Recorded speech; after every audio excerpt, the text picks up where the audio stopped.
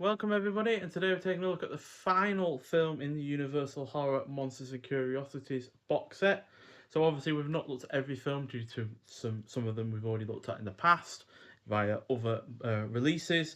And yeah, this is the second final film in the Freaks from Another World Part 2 disc, which it shares with the Monolith Monsters, which we've already looked at in the past from a Eureka release. But nonetheless, today we're taking a look at 1957's The Deadly Mantis. So this is directed by Nathan Uran, who I've seen 8 other films from. He worked with Ray Harryhausen on 3 films: The Seventh Voyage of Sinbad, 20 Million Miles to Earth, and First Men in the Moon, which are definitely his best efforts overall. But he also worked on the likes of Jack the Giant Killer, which I find to be underrated, while also featuring some stop motion animation. So this is a science fiction monster film, clocking in at 79 minutes long. And yeah, had a budget of only $350,000, which is not a lot of money for a film of this scale, but had a box office return of 1 million in the US alone. So yeah, fairly profitable for all involved. And it stars the likes of Craig Stevens, who I've not seen in a similar effort before, but he was also in the likes of the fantastic film Where the Sidewalk Ends, and one of the better Bud Bodicker westerns, Buchanan Rides Alone. We've also got William Hopper, who was also in 20 Million Miles to Earth and Conquest of Space. Then you got Alex Talton, who was in the 1956 version of The Man Who Knew Too Much.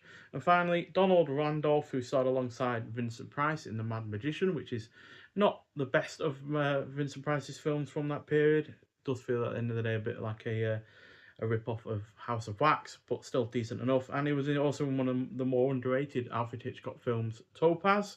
So a giant prehistoric praying mantis, recently freed from the Arctic ice, violently preys on American military at the Dew Line as it works its way south. So the Dew Line is one of 3, well, I'm not sure if they're there now, but one of 3 radar lines to detect, incoming missiles or any other threats towards the US at the time in the 1950s. And despite this not being the best film from Nathan Duran, I do still manage to be entertained and engrossed in equal measure by this effort. Now, sure, it does take a while to get into the main thrust of its plot, and it definitely has some issues when it comes to its predictability, along with the production value. For instance, there is a lot of stock footage used in this, and the initial 5 to 10 minutes of this is a little bit slow to get going, where it's telling you all about these radar lines, and it feels more like a promotional propaganda material for the military and such in terms of their radar capabilities and such. But once the investigative aspect kicks in, this has me absolutely hooked. The cast is also good. It is well paced. The attack scenes are fun. I love the shot of the mantis climbing the Washington Monument. Now, when it is crawling up the side of it, that was actually a real praying mantis. They just scaled the Washington Monument, so the mantis itself looked real. But in other scenes, it's mostly just practical effects. They actually had a paper mache praying mantis that had hydraulic systems in it, and it was huge. It was like 200 feet long or something like that, 150 feet wide, 40 feet high. And yeah, there were smaller versions for when it was flying and to make it look like it was bigger than the practical elements it was up against. But yeah, still a mightily impressive looking oversized insect, quite frankly. And yeah, it also just looks convincing as well in terms of the ground shots. And the finale is enjoyable when it gets trapped in a tunnel and they start fighting it off. So yeah, overall a really really good effort. It gets. I know I'm only giving it a 3 stars, but that's purely just because of how it starts and the excessive amount of stock footage. But yeah, on the whole, it is still a worthy effort and definitely better than the last several films that I've given 3 stars as well. So yeah, on the whole though, it's a really really good film. And if you're into your science fiction monster films from the 1950s, and this is one that you've overlooked or perhaps don't even know about, then it is well worth seeking out. So I'm not going to say for one moment though that it matches the kind of classics of the era, like The Beast from 20,000 Fathoms or Them, but you can do a lot worse from this period. So overall, this box set has been an absolute joy to go through, and I know again I've not gone through every film in the box set purely because I just don't want to reiterate what I've said in the past about certain films. I don't want to go over, I don't want to cover ground that I've covered in the past, but we still have nonetheless had several really, really great efforts. Favourites being the likes of The Hunchback of Notre Dame, The Phantom of the Opera, The Cat and the Canary, The Man Who Laughs, and The Last Warning, all of which were silent horror films. And yeah, I really was surprised about how much I actually enjoy them, given I do not always get along with silent films in general.